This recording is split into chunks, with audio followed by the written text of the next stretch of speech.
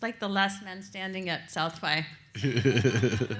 Welcome. My name's Fulian Patiki, and I'm an EP managing partner at a company called Fella. And we have very deep roots in music video. I'm a huge music video fan. I have been honored to have produced for a lot of artists and musicians and directors.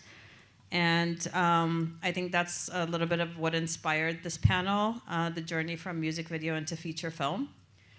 Music videos have long been a laboratory to make cinematic art. It's where directors experiment, find their vision, can test stuff, and learn to tell powerful stories in just a few minutes.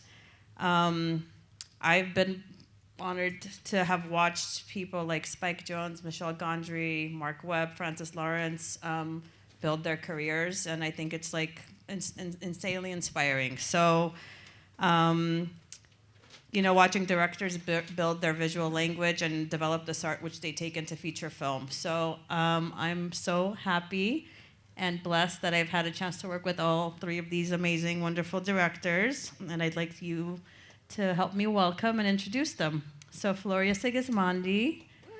Woo. Legend.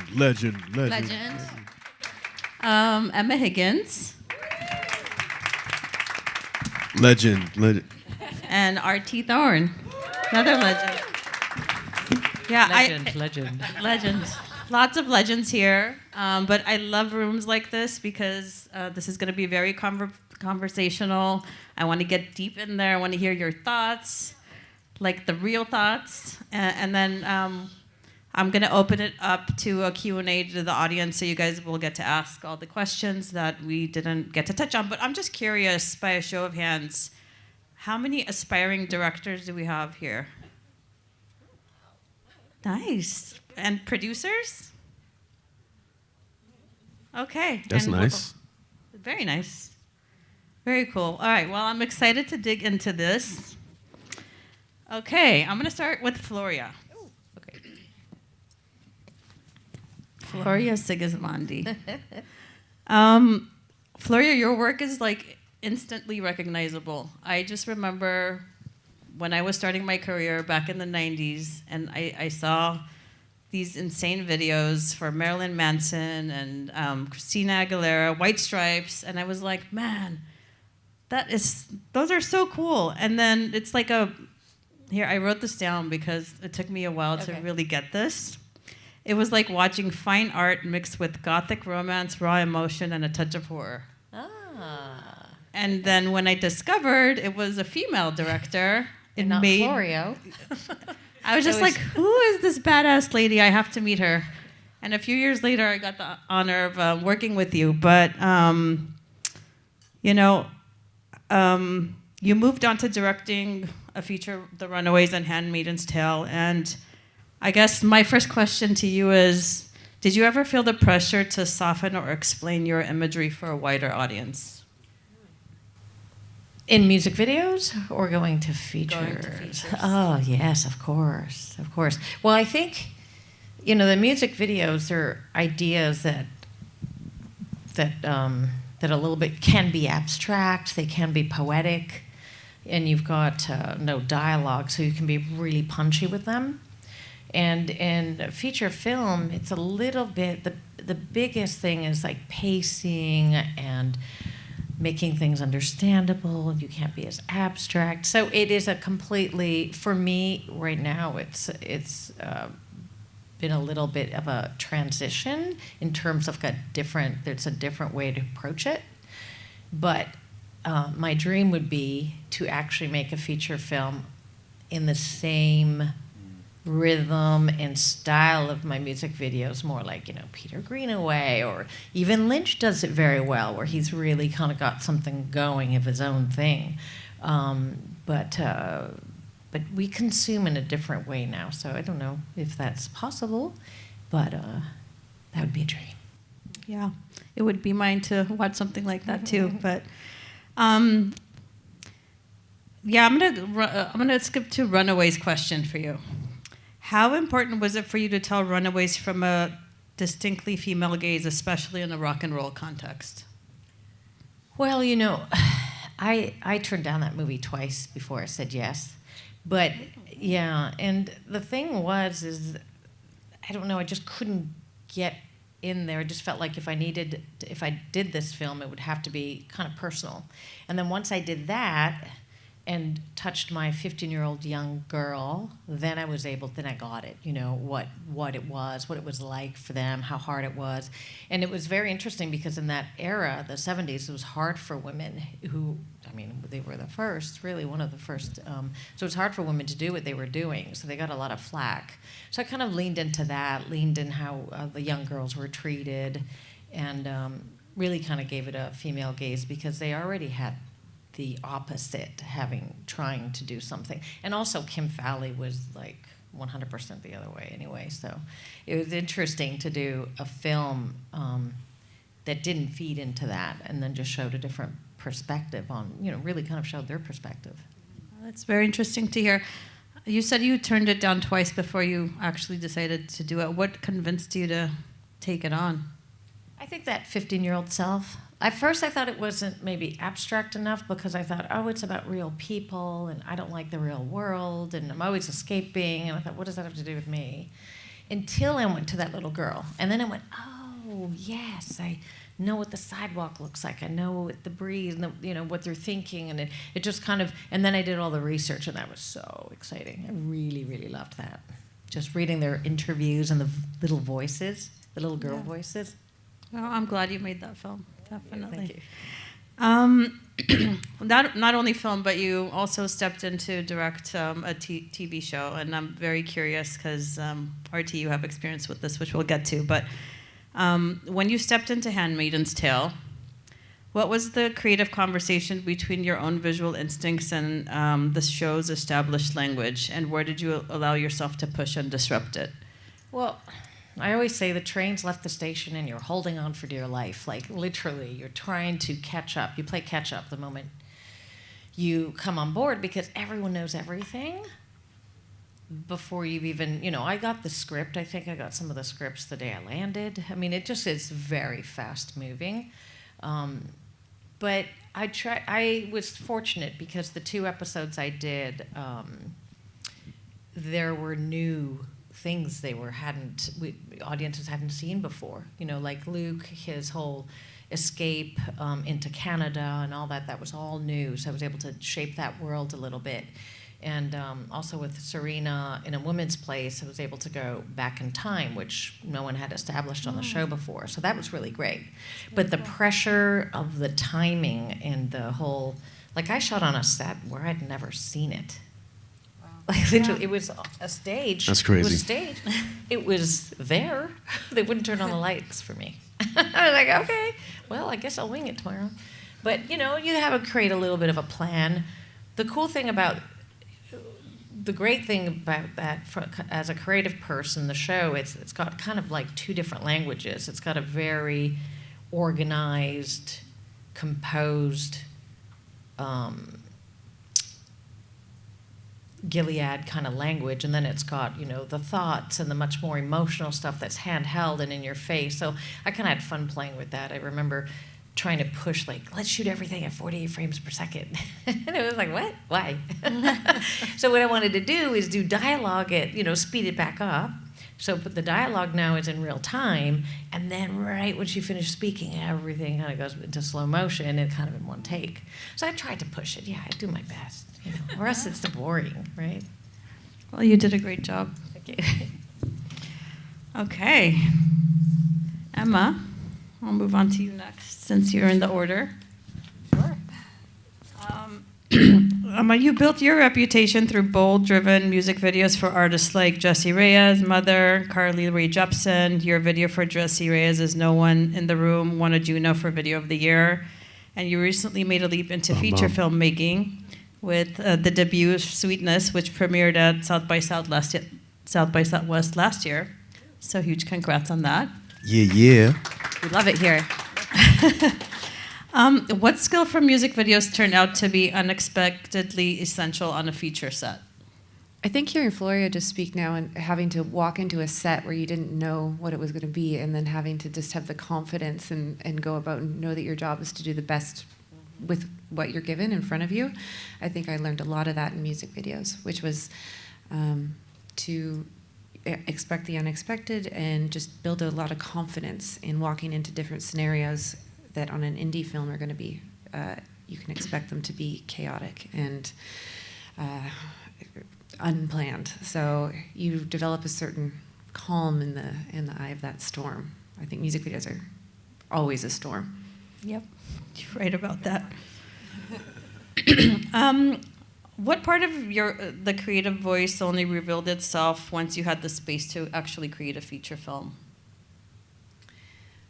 What part of the creative voice? I think music videos taught me a lot about what I liked and didn't like visually, and I think that working in the feature film space, I learned a little bit more about the stories and themes that I wanted to tell, and I really had to stand behind them in a much more meaningful way on a film. So I'd say just I learned a lot about myself. Yeah. How about that? Yeah, some of it was confronting. I was like, oh, that's how I view relationships or people or things like that. I kind of came to the surface when I had to step back and look at it. Was there ever a moment in Sweetness where an actor led you somewhere you didn't plan visually? I mean, I wouldn't say visually led me in different directions, but tonally and emotionally, yes. And I think that was beautiful. I think my biggest learning was how much I can trust actors when they're good. You have a great actor, and you don't need to do a whole lot. They can tell so much of the story, and then that they become, you have an idea of the character, and then it becomes something outside of you that's their contribution to it, and it's the best. Love that. I'm curious, especially since you have deep roots in music video. Your sense of rhythm, did it change when the audience isn't guided by a song and it's actually guided by a story? I'm just curious, like the process in addressing something like that in films. It can be good and bad. I think sometimes in music videos, your visuals are only ever going to maybe be as good. They're going to have a ceiling put on it by the song too sometimes, and there's going to have to be the guidelines of that. But there's also safety, because I think music videos are, you can always just throw a couple cool visuals in there, and then you'll get to the end of the video and it'll work out. But with the story, you really have to have it a little bit more laid out.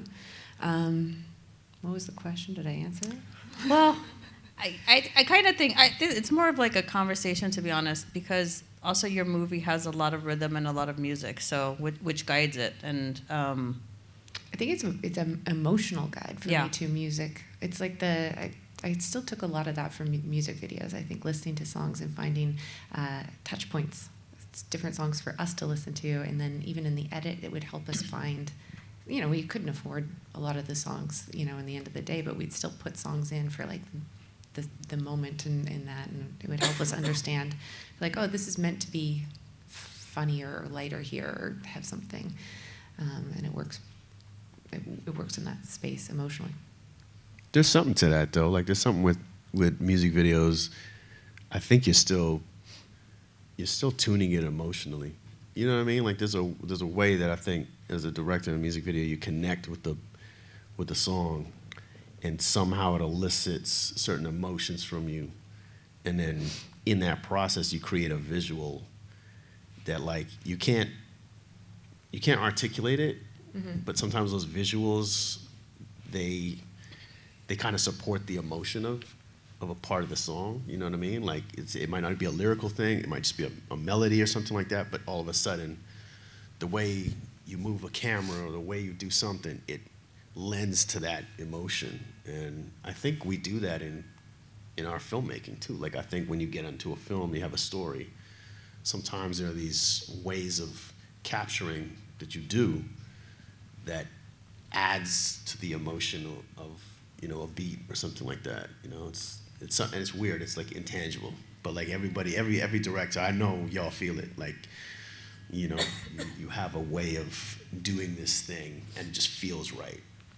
Yeah, and sometimes it makes sense, and sometimes it doesn't. You're Yeah. entirely right. Like there's, a push-in might create tension, and we all know that makes sense. But then sometimes it'll be a shot of something that speaks to the emotion that only you would see, and you're like, that Yeah. is this moment in the song. And the audience doesn't, they might not realize what you're doing.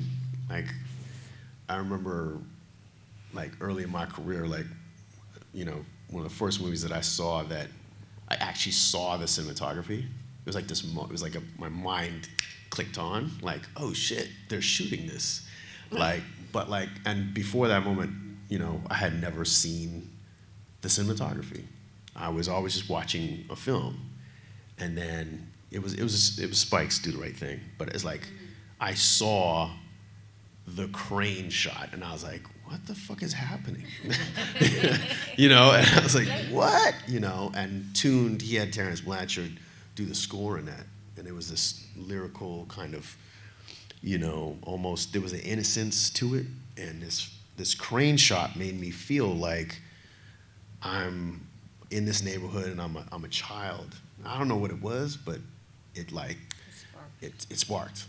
And that's purely, I can't lie, that's like, I was like, oh shit, I'm doing this. I don't know what this is, but I'm doing this, yeah. Anyways. Love that. Okay, RT, well, since we're on the subject of you, you built your career directing music videos for artists like the Drake, Weeknd, Snoop Dogg, Sean Paul, and working on TV projects like The Porter, which you co-created and executive produced. Kudos to you. And last year, your first feature, 40 Acres. Big congrats on that. Thank you. How did your background in music shape the way you approach the pacing, tone, and visual language when telling a much longer and more complex story? It's really, it's a lot of what we've been saying. I think playing in music video world, the best thing about music videos is like, there are no rules to them. And like, of all the filmic forms, I suppose like experimental filmmaking is quite similar. But of all the filmic forms, it has 0 rules. You could literally do a video that's like, everything's pink.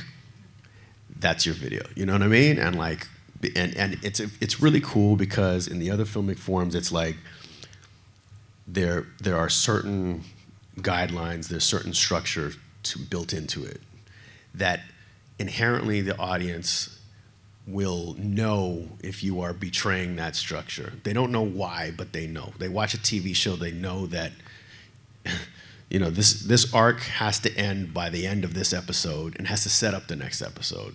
They just know that. Music video has 0 rules.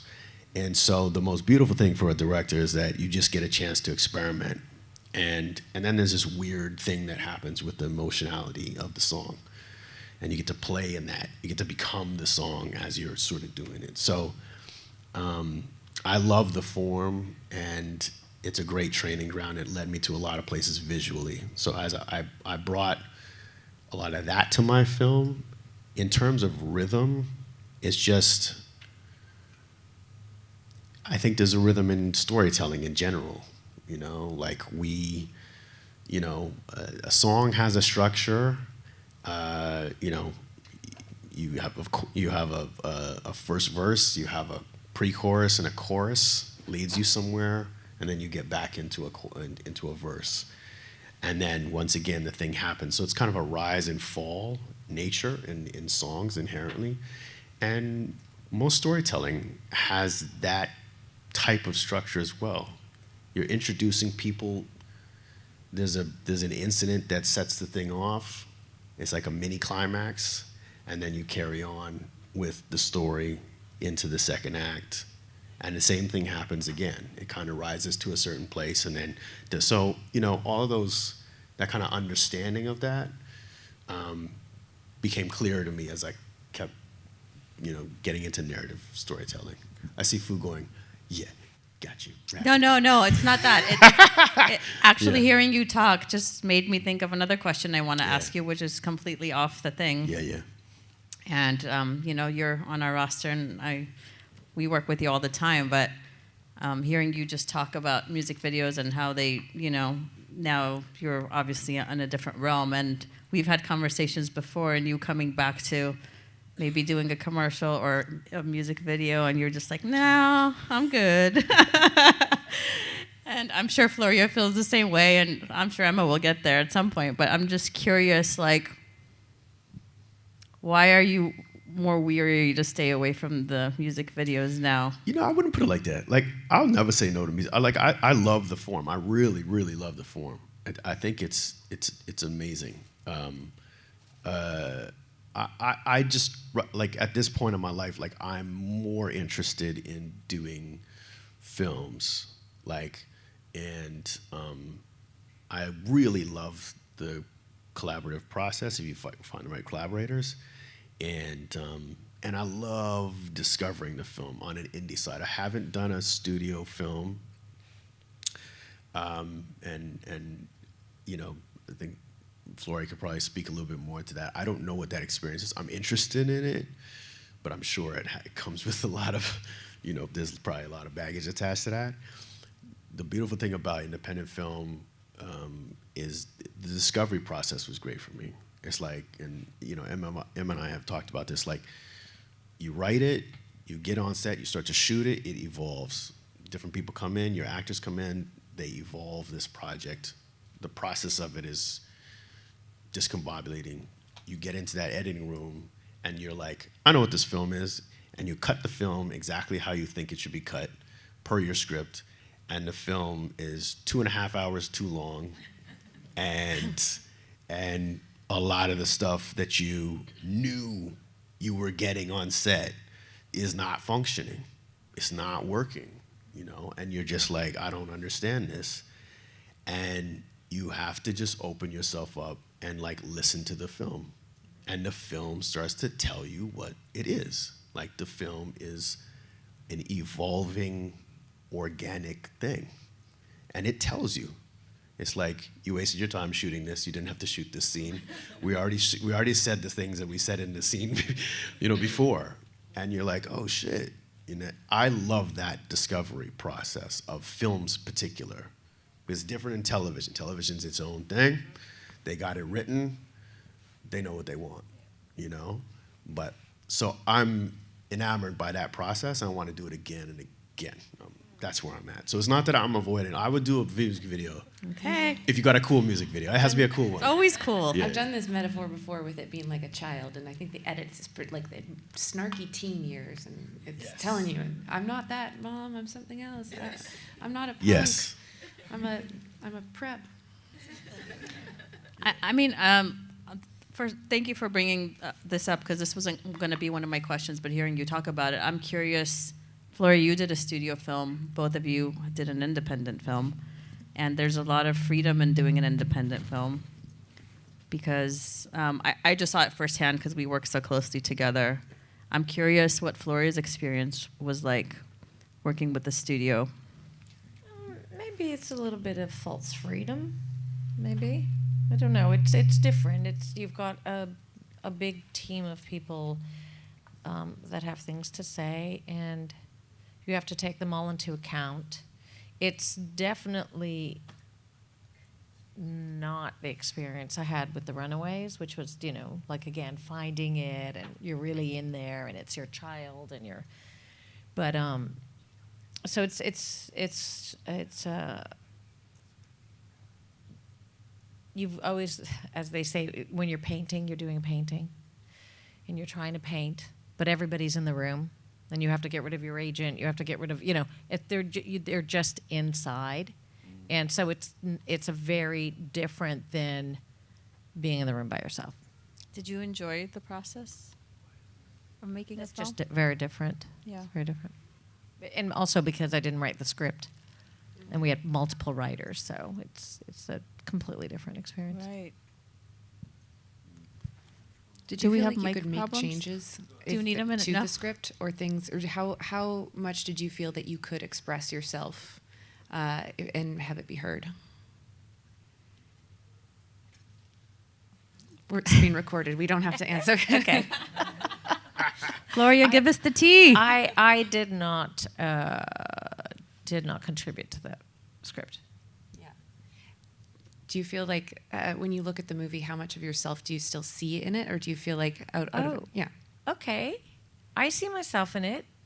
I see myself in it more in the themes. You know, we were talking about extracting those themes, the mood, how I feel. Like, literally, I'm in every frame, whether it's what somebody's wearing or the wallpaper that I've designed with the production designer, the mood of the camera. So I'm in every frame.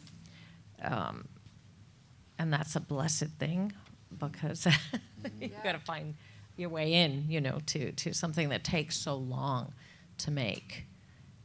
But I love discovering the themes and keeping them alive throughout the film, and that subtle thing where you can, you know, have something change, and it's not like in music videos where you can throw punch, you know, and do something kind of really shocking and more bombastic. It's kind of reframed for a little bit. So that inner like wave is really great to find. Yeah, I feel like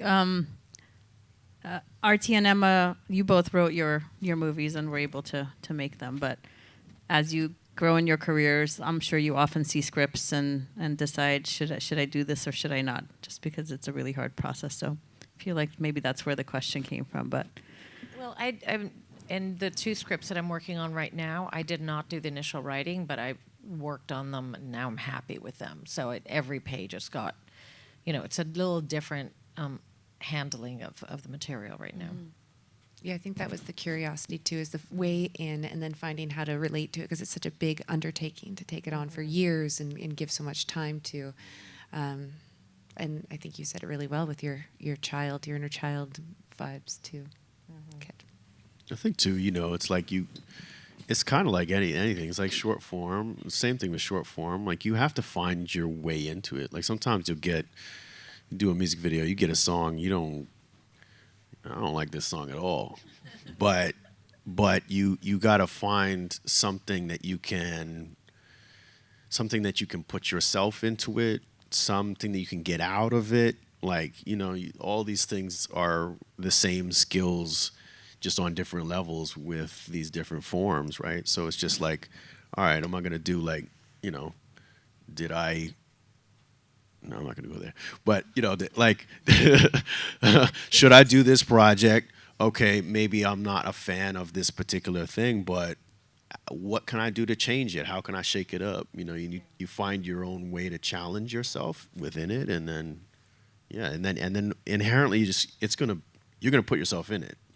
You can do really cool things in editing, I find, too. Like, I've sometimes completely ignored the typical beats and the rhythm that you hear on top and cut to something that's far in the distance and brings, in a way, the song changes. Highlight it, yeah. Yeah, I love doing stuff like that. Legend. That's the one. That's the legend, right? Artie, one more question, and then I'll move on to some group questions. But what was the single most important lesson you learned while making 40 Acres? I would say, you know, I touched on it a little bit. I think it's about being open to the process of it, and inherently, it's like, absolutely trust your gut, even if you can't intellectualize what your gut is saying. Like, we all try to do that. So every day you're challenged, and you'll hear a lot of input from lots of different people. Know that hopefully, if they're trustworthy, they're just trying to help, but your gut will tell you what it needs to be, and then you have to trust that and move with that. And you move with that through those different phases of pre-production, production, into post. And then in post, you have to listen to the film, and you have to trust your gut once you listen to the film. So no matter what, like, I cut my favorite scene in my movie out because the film was like, nah, bruh, like, we already said this. It's like, cool performances, whatever, but, you know, when you watch the film, you watch it and you go, fuck, why is this part dragging? and it's not dragging because like 90% of the time it's not dragging because the scene you're watching is dragging. It's dragging because 2 scenes before it was dragging and nobody noticed, and then by the time it gets to this other place, you're like, and so I had to cut my film. So it's like, trust your gut and then be open to the process and let it speak to you, and because your gut will lead you through it, and you'll be like, you're right, film. I'm trying to force you to be a punk, and you're not. Yeah. You know. Yeah, that's something you and I were talking about in the taxi too. It's like that instinct. You have to kind of know it when it's right and know when it's wrong. And that's why I was saying, like painting. That's why I love painting. You're doing some kind of art form that you use your hands with, and that nobody else is involved in it, and that sort of gives you that muscle. When is something, 50 people are sitting there watching you, and you're like, and you have to make this decision, and you can go multiple different ways, and everybody has an opinion, but which one is the right one? And it's just about that inner voice, knowing what that inner voice, how to hear it, and or wherever, maybe feel it in your body. I mean, everybody's a little different, but for me, it's doing art that's a practice with that. When you're on set and there's so many people, sometimes there's 300 people, 500 people, Yeah. Yeah, I imagine every job is a learning experience, and we take something away. But okay, I have a question for all 3 of you to answer. I'll start with Floria. If you could give one piece of advice to music video directors trying to make the leap into the feature world, what would it be? Oh, maybe tell stories while you can in an experimental form. There's probably, because music videos could be like little short films. They could be style pieces or they could be short films. And I would probably say that use it while you can in a way that it's more experimental. You don't have the eyes of the world on it yet, but you can learn so much and hire real actors. Really kind of get in there, because working with real actors and working with somebody that you hire from a music video is different. Real actors will give you opinions. They embody the character. They may get it right, may get it wrong, but at least you've got that. Oh, this is what it's like talking to an actor, instead of, I hired you to dance in a music video. I mean, they're not going to say anything, They're not going to challenge you or make you think of something in a deeper way. So that's what I would do. Moving from music videos to features. Patience, I would say.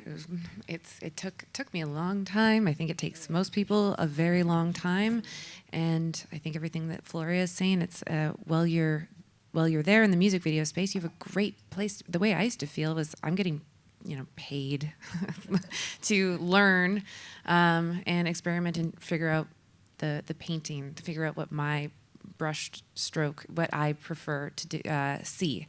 And so it's a really great space to continue to learn, but it's patience, and also it's just, music videos will, no one's going to come and eventually hand you the feature. You could be the biggest music video director in the world, and then unless you're kind of continuing to push and express that you want to do the features, I think you'll have to make that known and continue to work in parallel on that. I would say just it's gonna sound weird, but like, don't focus on the story of the thing. Focus on an interconnection to whatever your next thing is. If it's something you're writing, then focus on that story, and don't worry as much about the visual side. I almost feel, as a music video director, the visuals they're fucking built in. And so if you focus too much on the visual of the movie and not as much on the story of the movie, it's like people go to see movies to be taken on a story journey, and they don't care as much about the visual side as you do as a music video director. And no matter what, you're going to bring that visual side. Like, you'll be on set with no plan and you'll find a cool fucking shot. So you don't have to overemphasize on that. You have to overemphasize on the story, because ultimately, I'm assuming when you make your first film, you are potentially we want to make more. And those people are going to be like, this was a great story. This is this person can really tell a story, and I want them to now tell the story of these robots that transform. I don't know, whatever. You know what I'm saying? But anyways, yeah. Cool. I'm curious just what your perspective is because, when you guys were building your careers, MTV, Much Music, music videos were the tool to kind of test all of your skills. And now with the advent of streaming and TikTok and all of these other platforms out there, do you still think music videos are the path into features? Are they as important as they were into getting into features? I'm just curious about each of your perspectives on that. I'd say maybe it's just about the practice. I guess we are consuming things very different, but it's about everything's in the doing. If you don't do anything, you can talk about it and write about it all you want, but you have to do it. So you have to put in the hours. So if that, how it's consumed, I don't think it really matters because I don't think you're going to get a feature because of a music video you did. I don't know if it's going to be in music videos, but it's creating some sort of content. As long as you're creating content. The reason I liked music videos because it felt like there was a low barrier of entry. I think that people do want young directors to be creating that youthful, cool branding for their artists. So it's a great way in. And for me, it was a way to get a couple $1,000s to buy people lunch and rent a camera and then create something. So I always said that I could make maybe one short film a year if I raised it on Kickstarter, but I could make a couple music videos a month maybe, and get more practice in and hone my craft. And I don't think that it really matters whether it's taking the form of music videos or if you're making just content or something, whatever it is hopefully going to find new forms that'll creators will be able to find their voices, and then the cream of the people is going to rise to the top, and then people get recognized. I mean, Food runs a production company and finds people all the time who are making great content out there. I think we're all in agreement. I think it's just like, I think it's been in the doing, and so I have a real soft spot for music videos because they allow you to experiment. You hopefully get paid for them a little bit, and you get to try things, and there's nothing better than that, so and I do, like I said before, I do think there can be a storytelling element to a song, and there's something about the repetition and understanding of that and getting better understanding of that visually that I think is very valuable for filmmaking in the future. Yeah, I agree. I mean, the music video industry was a very different time 10, 15 years ago. I just find now it's very different. It was much more respectful, much more about the creative arts.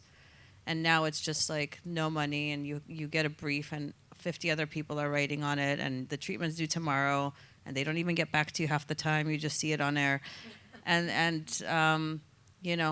As people who look for creatives, where it all used to be about the music video, and obviously we do pay attention to them, and there's some really cool videos being made that are not mainstream artists, but there's also other content being made. So I just think it's an interesting perspective for directors who are trying to get into a feature. You can go and make stuff that is not a music video. You can make a short. You can make, I think practice is definitely where you hone your skills, and it's interesting to hear your perspective. So I'm curious, do you guys have anything you want to ask each other before I open up to the audience? I mean, Florian and I took a Uber here, so I was just picking her brain the whole time. So I'm pretty good. She gave me the keys. I just want to even highlight, I mean, if you had to ballpark for the two of you, how many music videos you did before your first feature? Ballparking that number? I did. I think I did 170. It's between 170 and 180. I remember how I said patience. But you got to understand, Patience. that, You've got your 10,000 hours, that's for sure. Yeah, I mean, The biggest difference between, when you get a music video, you've got the job, you know what your budget is, everybody's raring to go, you got it, let's go. And then whether you write a movie or not, the process is so much longer. And you have to also get out of your mindset of the music video mindset, because it's a sprint. And a feature is the long kind Marathon. of journey. And you don't want burnout. That was the first thing. It was funny when I did The Runaways. My production designer, who did Pants Labyrinth, he sat me down and he said, "Okay, we can, because I wanted him to use all these people and blah blah blah, and they're great. And he was like, they're going to burn out. They're absolutely going to burn out, because on a music video you can shoot for. I've shot for 24 hours before. I've done many sleepless nights just getting ready. You kind of go for it, and you're shooting 1 day, 2 day, 3 day. But on a film, you start doing that stuff, halfway through you're a zombie, and you don't understand what anybody's saying to you. So it's like there's definitely, pacing and something, you just got to be patient, as we say. Even in the casting process, it takes a long time. You're going through it now. A month per actor, one at a time. You cannot go to two. It depends who they are, but the big ones. So you have to wait. We could shoot like 5 music videos in a month. Yeah, do the math. That could be 6 months. Yeah, it's crazy. Depending if you get a yay or nay. Yeah. Crazy. Okay, friends, it's your turn.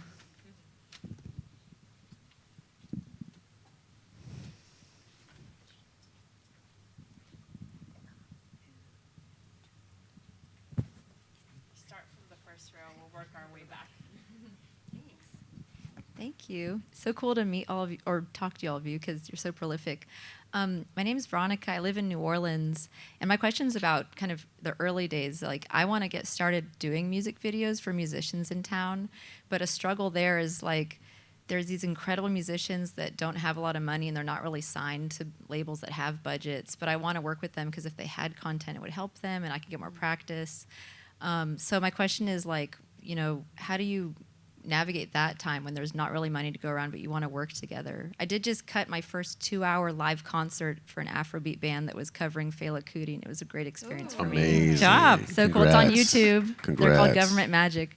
And he paid me a little bit, which was great, but I can't do that again too many times, So I'm kind of trying to figure out how to just navigate those relationships and support them and make sure it's worth my time to do this. Who wants to go first? Well, I started very much in a similar space as you, but in a different era.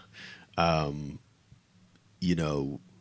just kind of chased around bands and like hip hop acts that were doing live things at a time. I was interning at Much Music, which is our MTV up in Canada, and I had access to digital cameras, and I just like made friends with the lockup people and like took the cameras out on the weekend and just like literally went to like bands doing live shows. I'd shoot them, and then I just like hustle backstage, would like go to the manager like, "Yo, look at this footage. Yo, I got the whole thing. I could cut this for you." Da da da. And so like I think there's very much like you in the beginning of your career in that phase, you have to just be like, all right, cool, like. I'm going to eat craft dinner for 6 months and just like bang them out, because at the end of the day, you have to get a collection of visuals to show other people that you do this. And then you do that locally enough and your name will spread. Like people will be like, "Oh, yeah, homegirl did this for me." Da, da, da. You say, "Okay, cool." And you'll start to get people that are like, "I really liked what you did." And when they start to come to you, then you can be like, "I heard you did this for $500. No. It's $1,000. You know what I'm saying? Like, you get to sort of level up a little bit and say what you need for it, as opposed to I will do this for you. But that's a process, and in a way, you just have to commit to that, being like, all right, I'm going to do this for a year. and by the end of the year, I want to have X amount from my personal. That's what my thing is, and you do that, and then trust me, you'll get your reps up, you'll get tiny bit of money, but know that it will grow, or you'll be able to put yourself in new situations that you can then, you don't have to be taking whatever they give you. So that would be my advice. I think some of the best advice I ever got too was, make something and then do it again, and then again, and then again. I think I saw a lot of directors who never went on to do things because they'd make a couple of things, and yes, they'd maybe burn out or something like that too, or they just expected a lot after one video, and it's much more of a long path. And then when you're doing things for free for people to I think it's a bit of a personal game there to make sure that if you're doing stuff for a band or an artist and you're putting your own money or your own time for free, then you're making sure that you're getting something really good out of it. Because later on, when you're getting paid to do it, you're going to have to take notes and do things differently because you're in service of something and you're being paid. But if you're not being paid, make sure that you're getting what you want out of it, which is something to round out your reel and make sure that they're going to be amenable to that as artists. While still, being in service to what their music is too. Yeah, otherwise, there's no point. Yeah, no, beautifully said. Totally. Two of you. Yeah, I think my perspective on you starting is that you, because there's no stakes and you're not being paid, you actually have a lot of creative freedom to explore and take risks and make what you want to make. Whereas when you are being paid and there's a label and a whole thing involved, it's such a different experience. So this industry is not for the weak. It's a long haul and you have to do a ton of these little things. But I think finding a band that you resonate with that has good music that you can make something cool with, I think if you can do that as much as you can, because what's going to happen is the band's going to grow, your visuals are going to get out there, and then an EP is going to see it, another band's going to see it, and then they're going to reach out to you, and that's how you're going to get more work. You live in NOLA. You got the best artists in the world down there. I feel so lucky. That's awesome. Good luck. Yeah, go ahead. We're going to work our way up to you guys, I promise. Hi, I would love to hear some of just the unexpected differences when you switched from working with like musicians into actors, like directing them, and maybe how that was different at all. Sure. Well, it's very different in how I work with them, or the differences between them, I guess. A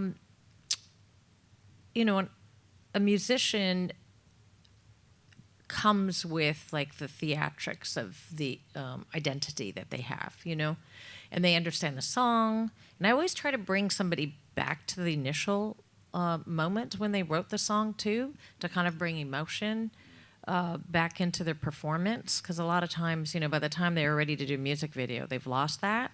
So it's always about bringing them back there to that moment. But working with actor, like I said before, they're going to have like 100 different takes on the character. So it's very different. Where in music videos, I bring them into my world. I've created a story, a world, and like telling Tricky he's a lizard, or like the weirdest thing. I'm not crawling on that floor. Why not? And then I have to get on the floor on all fours and crawl to show him that, oh, look, nobody laughed. Of course they didn't laugh because it was me.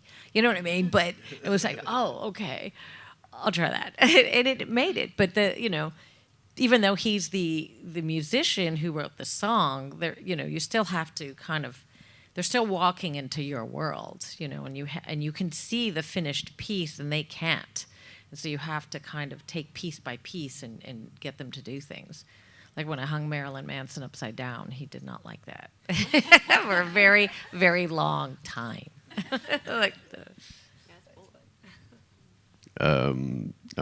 What I can say is just like actors you got to be prepared. You work with actors, you got to be prepared. Like as a director, you're like, okay, you're formulating, whether you're working on TV or film or whatnot, you got the whole story in your head, you're working on this whole thing. The actors come in a set and they know this person that they are becoming, and they know the backstory and they understand their choices, and they're all about choices. So even though the script says this person gets angry and they know why they're angry, and they've created a backstory of why with this interaction they're even more angry, at their mother than what maybe is on the page. You just have to come in and look at what you're doing with them from their perspective, from this character's perspective, and think back to that, so that when you get into your blocking of something, you could be like, I got this cool shot. I'm going to put this person up by this window. They're going to be standing there, and they're going to monologue from this window. I'm going to push in. It's going to be fucking great. And they can just come in and be like, why the fuck am I standing by the window?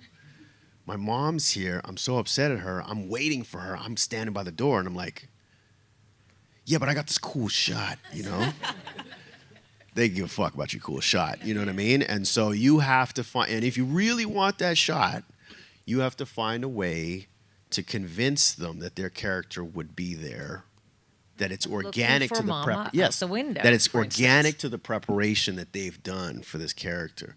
So it's really coming at them from a character first perspective, and communicating that to them, and because they're looking for truth all the time, and sometimes you're looking for cool shit.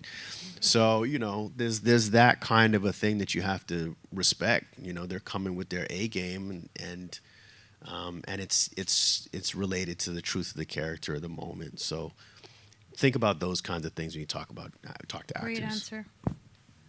I found actors to be more punctual than musicians. By hours. Absolutely. By hours. Definitely. All right. Yes, please. I'm from Baton Rouge, so shout out to the Louisiana folks. But Bomb. my question is more in idea development and concepting. Do you guys find more or less that you're pitching ideas to artists for their songs, or are you taking inspiration from their songs and building ideas around it, or is it both? We're usually sent the song. I would say, from my experience, you're usually sent the song, and then they'll ask you for ideas based on that. But sometimes it'll come with a brief that will have sort of a little log line about what they're looking for, what they want to do, and it might have a couple stipulations. We need the artist to be in the video. The artist had an idea about climbing a tree in this part of the song, or it might be even more specific than that. But there's really no right or wrong way. You might also have a relationship with an artist and be able to pitch them something that you're like, I had this dream, and then I heard your song, and I want to do a video for that. So, Yeah. Yes, and the trick that I have is I just I try not to be inspired by anything too much, even if they send over an idea, but to listen to the song again and again and again and again until literally the song disappears, and now you're in the rhythm, and then hopefully something will just spark. Kind of take that little seed and start writing it. Yeah, I think for me the best videos are the ones that just it just feels like the song. And it's like we all know when we see that video, and it's like it just feels like it. It's seamless. So you're like, so you just try to get to that place.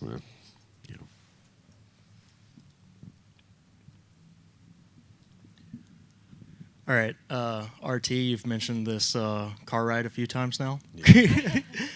Floria, what was the most interesting question he asked you? Was there anything that caught your attention on that? The painting a little bit. Yes. And then what else? There was, I did. Yeah, I asked her about her painting. She's a classic artist, and I asked her I said, what does your painting sort of give you as an outlet? Yeah. Yeah, I mentioned it a little bit before too about working with your hands. I think that's today especially is really important, because you can get lost in all these images, and they're all other people's images, and nobody is making them with their hands. And you can I always thought it's like the Ouroboros. You can chase something or get inspired by a medium that just regurgitates more versions of that medium. And so when I was, especially in the initial days of my music videos, I'd never look at music videos. I would look at paintings. And that's, and so I guess for me, it's like, whatever gets you out of the medium that you're doing and into a different world. Even like for ideas for films, it could be anything, you know. And getting inspired by your own life or things that you see, but it's also in the doing. And the hands kind of, to me, gets me out of my head and into like the heart, the body, the intuition. You know, when do I know when to stop the brush stroke? That kind of thing. It's really cool.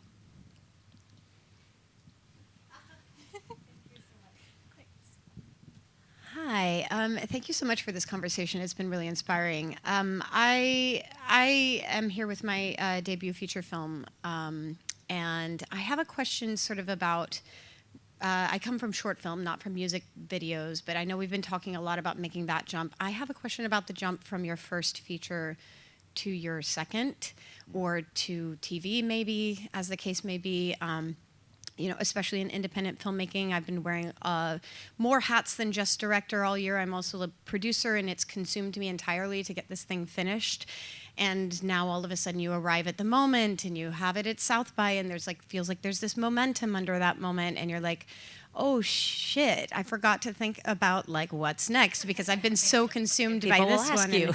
Yeah, and they do, and they all ask. And of course there's a seed of an idea, and it's early in development, and you know that's another 5 more years down. You know what I mean? And how did you sort of you know, keep that alive in longer project to longer project, and take advantage of the momentum and find your way to the next one and keep your eyes forward? Mine That's took a too great long question. mine took too long between projects. But that's because I was working on a lot of things, and some things saw the light and some things didn't. Sure. And so then you're like, whoa, I'm in a whole nother world of how it works. Like I was saying before, in music videos, you got the job, you go. And all Right. of a sudden it's like this sort of incubator thing. I'm in the same boat as you. I made my first one last year, so let's figure it out. I don't know, but the thing I feel we'll chat. is that Yeah. I love it. Assume you love it, and yes. if we keep showing up and doing the work, that's what Fu and I were talking about last night. It's just I love this industry. I love this job. I love it. So We're so lucky. if I get to show Yeah. up, hopefully it continues to work out. It's working out so far. Great. I feel like that's the challenge you're talking about is like that's the challenge. You make something, you pour yourself into it for, you know, it's a film, you pour yourself into it for like 2 years, 3 years. And then you're like, shit, I gotta jump on the next one. I gotta keep the iron hot, right? But you know, these things take time. I think one thing that before I did my first film, I did television. So I went music video, television. For me, there's, and Flora and I talked about this in the car a little bit too. Start a podcast already. Hey. But yeah, music video directors in cars. But like this kind of idea that the different forms have different processes, and there's something sometimes that you can find in that is freeing. So I find sometimes doing episodic kind of freeing, because I didn't write the script. I don't have to hold the entire thing in my head. I just have to come in and do this thing. And I get to collaborate with people in a different manner. It allows me to be a little freer, and I'm not as precious with certain things. So that sometimes helps to spark like the part of my brain that's working on my next feature, that I'm stuck in like writer's block, or like that I can't like get past a certain thing. I go and I get to do something. I exercise the director part of me, and that subconsciously the other part gets to work while I'm busy hands working, you know? And sometimes it helps to free stuff up. You know, and then when I get back to developing the feature, I got juice now, you know, it's also just maybe from the collaboration. Sometimes it's just like I worked with this great crew and these people, and I feel energized again, because you know, sitting in front of your computer for like 4 months and like hating yourself if you're not, you know, the most prolific writer, it takes your spirit away sometimes too. So jumping in and doing some stuff in between while you're developing can give you inspiration. Yeah, and also just watching you guys, I think it's really important. This is not a one-man show. Like, you make something really great and you direct it, but there's all of these people around you that keep the machine going. There's your agents, your managers, your PR people. You need to, what I found that's been successful with filmmakers, once they have a debut film or a short or something that is premiering, you need to align yourself with the right team, because it's going to take a lot more than you to keep that going. So I would say network as much as you can, and just, align yourself with the right team and people who believe in you to take you sort of to that next level. And congratulations. Yeah. Congrats, by the way. Yeah. Any more questions? Oh, go ahead. Are we cool to go over, or? We have like 1 minute left. I'll be Go real ahead. quick. I'll be real quick. All right. I'm a aspiring filmmaker from New Orleans also. All right. Orleans Parish in the house. That New part. Orleans That showing part. I also got a chance to see 40 Acres at the premiere last year. I was the one I told you I'm a grandchild of 4 different sharecropping families. So yes, when I took my aunt to see it, she was initially scared, but then she got to the end and was like, I need to see it again. Oh my gosh. But as a filmmaker, I wanted to ask all 3 of y'all, especially coming from New Orleans, where resources aren't as abundant as other cities that we see here in this festival, what kind of challenges did you face as far as getting started? And then finding that momentum to keep going? Because as a filmmaker, I have a bunch of shorts that are self-funded. I've never asked for a budget because I don't like asking people for money, but also get over that. that part. But also, I love telling great stories. So, how were you 3 able to overcome those circumstances to get where you are now? You know what's wild? We're all from Toronto, well, Canada. Yeah. And it was very fertile. Yeah, we had some different resources, I'd say, up in Canada, which was interesting to reflect on for all of us. We talked a little bit about that last night. We had some grant financing and things within our country, which is really, really helpful. And then we would bring American budgets to Canada. And then the dollar was crazy. So all my music videos looked like they were huge and all this stuff. And because I could do 3 days in Canada, and in America, it was probably a 1-day budget, maybe a 2-day budget. So it went a long way. But even in the beginning, when I had, I always say you can make something with a stick, a string, and a piece of gum. I don't know. Like I would do all these, I found myself going into like old movie tricks, very, very hands-on stuff. Like you put like a window screen, like a bug window screen, and then you attached real bugs to it. And all of a sudden you're shooting through it and you can create something. And I did tons of stuff like that. Like mirrors where I painted on them, and you do all these like fun tricks. But even when you've got no money, there are ways of doing things. Even just if it's lensing and deciding on, I'm going to do, my composition's going to be all about this, like wild, vanishing point lines or really close up on people's faces. There's so many great things that don't cost money that you can still find yourself in.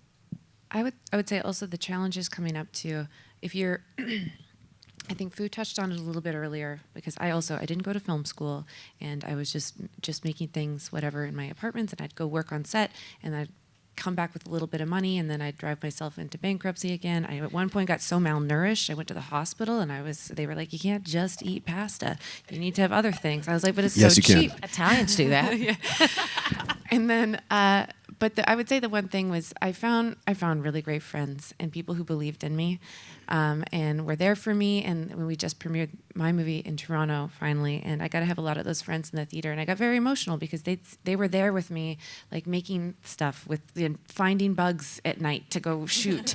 And if you find people that you love to create with and who share your dream, like that's what makes it, I think, sustainable to have a long career, because you're having fun and doing it with people you love. And you don't be shy about asking people for money if you're a filmmaker, because you need to learn how to do that, or get a producer who can do it for you. Yeah, because rule number 1, and I was told this by a producer, never put your own money into anything. That's true, but at the beginning you have to. Yeah. Like you got to. for sure. Yeah. Yeah. But also, when you were making this cool stuff, where does it go? Do you submit it to festivals? Okay, that's good. I submitted my sister's video this year and we didn't get in. Keep doing it. Yeah, keep getting it out there. The community will help you, man. Like that's the main thing is like, you know, it's a tough industry to sustain, but if you surround yourself with people who are energized as well on those days when it's scarce, you'll be able to, somebody else will be coming up and trying something, and you go and show up for them, and then you come back from that and be more energized. It's we share that energy in this creative field, right? Mm-hmm. So keep cultivating those relationships, those people, and don't worry about the budgets for your stuff. Just worry about creating, just making that stuff, you know? Also, there's 3 of you from New Orleans. There you go. Community That's what's number up. 1 right here. It's That's starting. What's up. Link up. No.